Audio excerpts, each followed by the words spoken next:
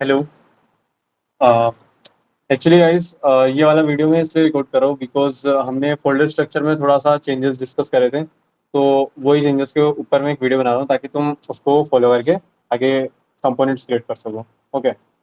So basically as you know कि हमारे पास में हमारा फोल्डर स्ट्रक्चर था जिसके अंदर ऐप फोल्डर था, जिसके अंदर दो हमारे फोल्डर्स थे। एक में डॉक्यूमेंटेशन के लिए एक फोल्डर था, एक स्टूडियो वाला। एंड हमारा जो कंपोनेंट्स वाला फोल्डर था वो ये पैकेज पैकेज नाम का एक फोल्डर बनाया था जिसके अंदर हम सारे कंपोनेंट्स क्रिएट करें। ओके। सो इन इस पैकेज वाले फोल्डर के अंदर, इस कंपोनेंट फोल्डर के अंदर हमने यूआई वाले फोल्डर के अंदर हमने सारे कंपोनेंट्स बनाए थे।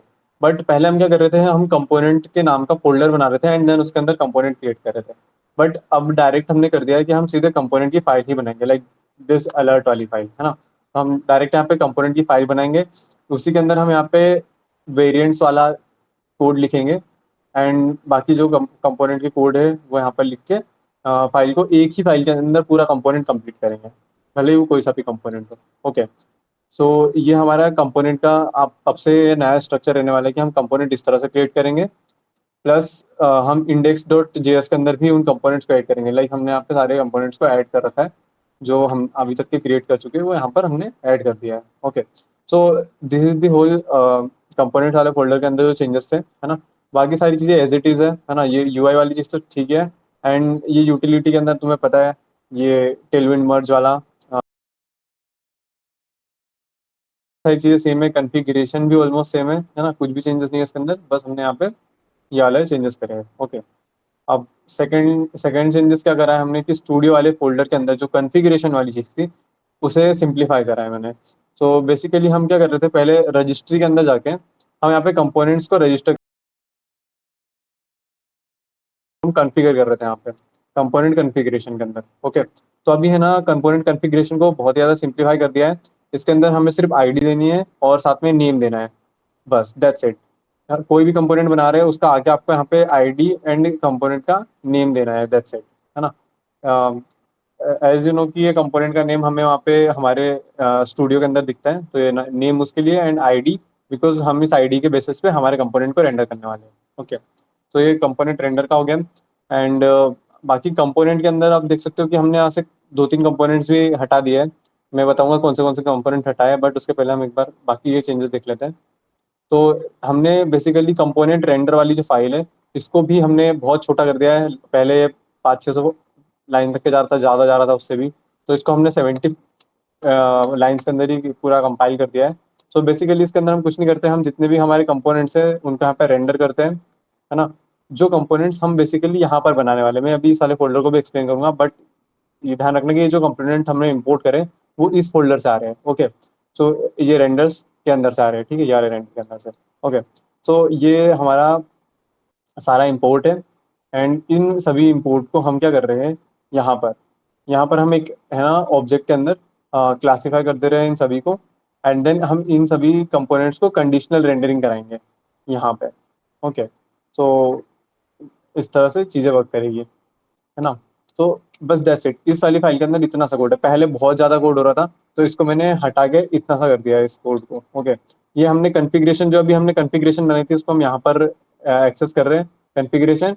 एंड वो कॉन्फ़िगरेशन आईडी के नाम से हम कंपोनेंट को रेंडर कर रहे हैं इस वाली लाइन के अंदर। ओके। जो भी रेंडर्ड कंपोनेंट रहेगा वो हमें यहाँ पे मिल जाएगा एंड वो हम उसको रेंडर कर देंगे। ओके। तो ये हमारा कंपोनेंट रेंडर वाला पार्ट हो गया। एंड अब देख सकते हो यहाँ पे हमने रेंडर बटन बनाया, रेंडर डायलॉग बनाया है।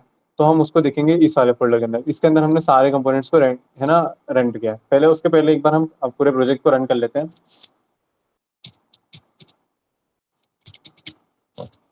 ओके।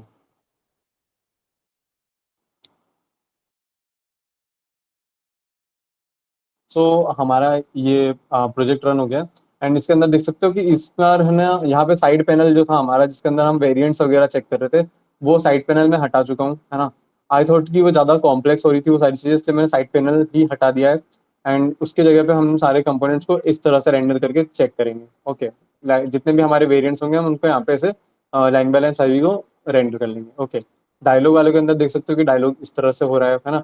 बाकी सारी चीजें सेम ही वर्क कर रही है एज इट इज पहले जैसे, बट वो साइड पैनल ही मैंने रिमूव कर दिया है यहाँ से। ओके, बिकॉज उसका कॉन्फ़िगरेशन काफी ज्यादा करना पड़ रहा था, इसलिए मैंने उसे रिमूव कर दिया। ओके,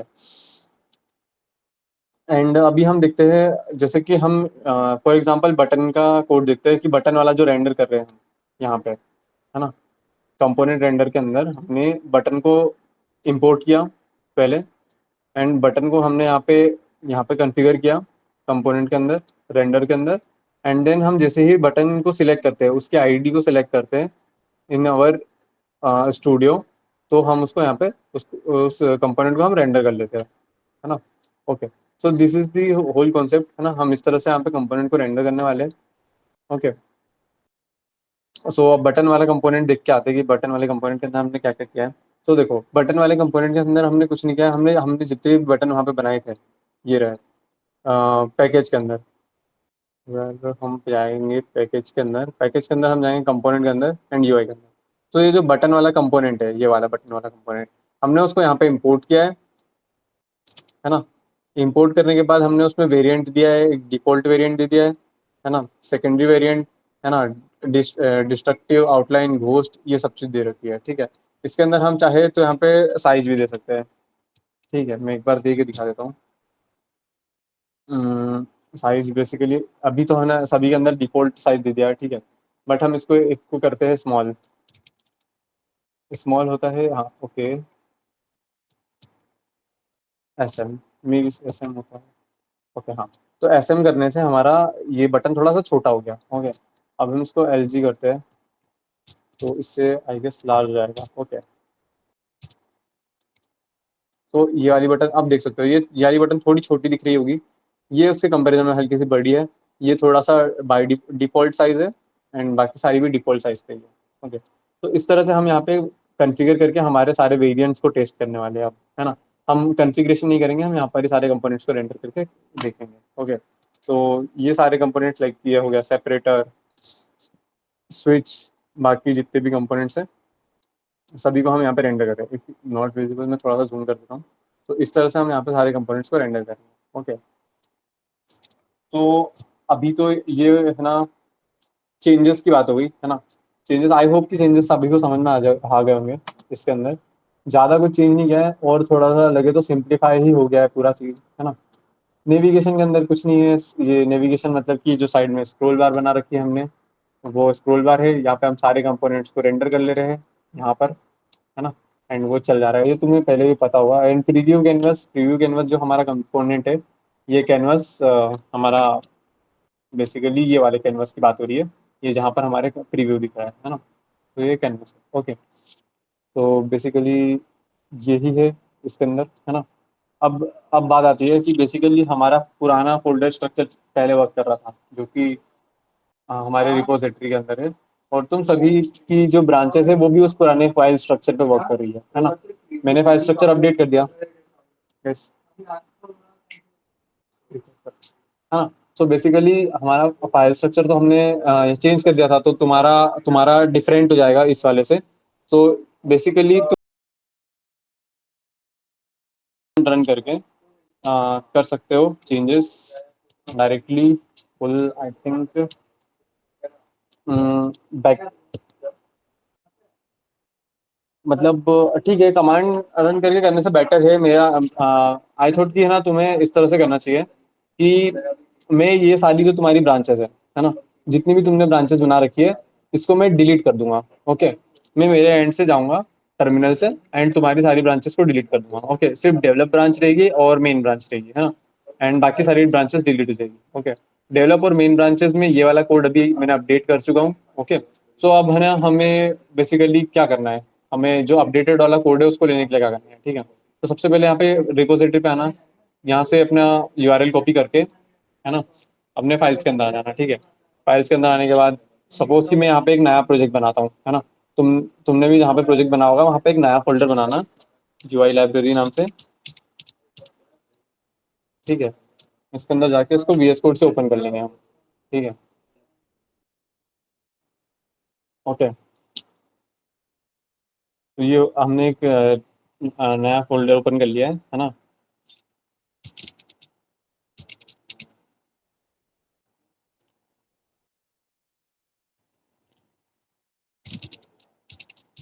अब यहाँ पे हम गिट क्लोन करेंगे, गिट क्लोन करके हमें यहाँ वाला है ना हमारा यूआरएल पेस्ट करना है, एंड इसके आगे ध्यान से एक डॉट लगा देना, ये वाला डॉट लगाओगे तो ये जो हमने फोल्डर बनाया है अभी, ये वाला जो हमने फोल्डर बनाया है यूआई लाइब्रेरी नाम से, ठीक है, ये दिख रहा होगा ये यूआई लाइब्रेरी, तो इसी के अंदर पूरा का पूरा कोड क्लोन हो जाएगा। ठीक है, तो रन करते हैं एंड हमारा कोड आ गया है। ठीक है, अब इसके बाद में क्या करना है तुम्हें, pnpm इंस्टॉल। ठीक है, pnpm हमने कर लिया इंस्टॉल, सारी डिपेंडेंसीज इंस्टॉल हो जाएगी। Okay, now what you have to do which is create a branch. ठीक है, गेट ब्रांच,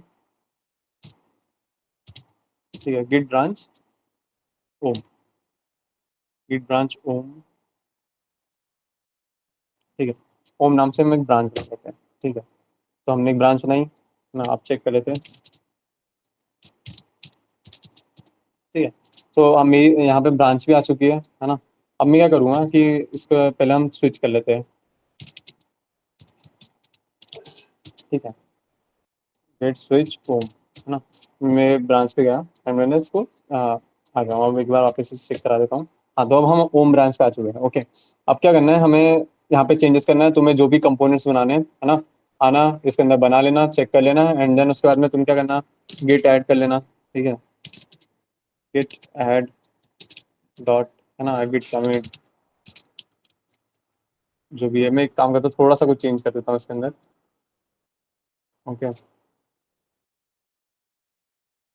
मेन में क्या मैंने यहाँ पे स्पेस स्पेस लगा दिया। ठीक है, तो ये हो गया एडिट हल्का सा। ठीक है, तो मैं गिट ऐड करना पड़ेगा फिर से, गिट ऐड किया, गिट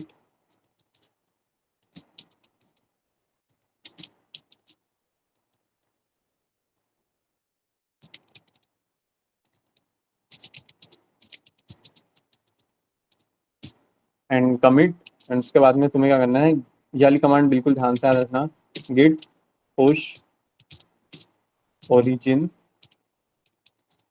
एंड देन जो भी तुम्हारे रिपोजिटरी का नाम है, मेरी रिपोजिटरी का नाम ओम था, तुम्हारी रिपोजिटरी का नाम जो भी रहेगा वो लिख के पुश कर देना। ओके, तो ये ध्यान रखना कि मेन ब्रांच पे कोई पुश नहीं करे, है ना, वो जो भी तुम्हारी ब्रांच रहेगी उसके ऊपर पुश होना चाहिए। ठीक है, तो अब हम जा देंगे, मैं रिलोड करता हूँ, है ना। ये ठीक है, सो बेसिकली अब मेरा यहाँ पे ओम नाम से एक नई ब्रांच आ चुकी है, ये रही। ठीक है, तो इस तरह से तुम्हें भी तुम्हारा कोड पुश कर देना है, मैं तुम्हारी बाकी सारी ब्रांचेस डिलीट कर दूंगा, तो इनके अंदर कोड पुश करने की कोई जरूरत नहीं है, एक नई ब्रांच बनाना, है ना। अभी तुम जब तक कि मैं वीडियो पोस्ट करूंगा तब तक के सारी ब्रांचेस डिलीट हो चुकी होगी, है ना। एंड ऐसा नहीं है कि तुम्हारे ब्रांच का कोड कहीं जाने वाला है ना, तुम्हारे ब्रांच का मैंने कोड ऑलरेडी इसके अंदर डाल रखा है, ये सारे कंपोनेंट्स मैं ऑलरेडी क्रिएट कर चुका हूँ जो कि तुमने बनाया। Okay guys, so this is the whole thing जो मैंने अपडेट करी है, एंड एक बार ये पूरे स्ट्रक्चर को समझ लेना, एक बार देख लेना, काफ़ी सिंप्लीफाई कर दिया है मैंने इस बार, है ना। सो आई होप कि किसी को कोई प्रॉब्लम नहीं आने वाली इस बार अपडेट करने में, है ना। सो या दैट्स इट।